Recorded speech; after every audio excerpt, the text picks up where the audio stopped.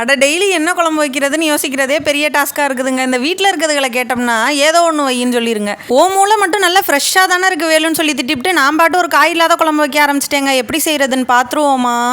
அதுக்கு சின்ன வெங்காயம், பெரிய வெங்காயம், தக்காளி எல்லாத்தையும் நறுக்கி வச்சுட்டு ஒரு கடாயில் 3 டேபிள் ஸ்பூன் நல்லெண்ணெய் சேர்த்து கடுகு, உளுந்தம் பருப்பு, சோம்பு, வெந்தயம் எல்லாம் சேர்த்து பொரிஞ்சதுக்கப்புறம் 5-6 பல்லு பூண்டு, நறுக்கி வச்சிருக்க சின்ன வெங்காயம், ஒரு கொத்து கருவேப்பிலை, ஒரு கீரி வச்ச பச்சை மிளகாய் எல்லாத்தையும் சேர்த்து நல்லா வதக்கி இது ஓரளவு வதங்கினோன்னா அதோட 1/4 டீஸ்பூன் பெருங்காயத்தூளும் நறுக்கி வச்சிருக்க தக்காளியும் சேர்த்து நல்லா கொலைய வதக்கி விட்டு அதோட 1/4 டீஸ்பூன் மஞ்சத்தூள், 3 டீஸ்பூன் குழம்பு மிளகாத்தூள் எல்லாம் சேர்த்து வதக்கி தேவையான அளவு தண்ணியும் 50 கிராம் புளிய கரைச்ச தண்ணியும் ஊற்றி தேவையான அளவு உப்பையும் சேர்த்து குழம்பு நல்லா கொதிக்க வச்சுட்டு அது கொதிக்கிற கேப்ல ஒரு மிக்சி ஜார்ல இஞ்சி, பூண்டு, வரமிளகாய் எல்லாம் சேர்த்து ஒரு ஓட்டு ஓட்டிட்டு அதோட 1 மணி நேரம் ஊற வச்ச கடலைப்பருப்பு, 1/2 டீஸ்பூன் சோம்பு, 1/4 டீஸ்பூன் சீரகம், 1/2 டீஸ்பூன் உப்பு எல்லாத்தையும் சேர்த்து தண்ணியே சேர்க்காம கொரன்னு அரைச்சு எடுத்துக்கிட்டு அதோட வெங்காயம், கொத்தமல்லியை சேர்த்து பிசைஞ்சு உருண்டையா உருட்டி குழம்புல போட்டு ஒரு 10 நிமிஷம் கொதிக்க வச்சு இறக்கணும்னா ஒரு அருமையான உருண்டை குழம்பு ரெடி ஆயிருங்க.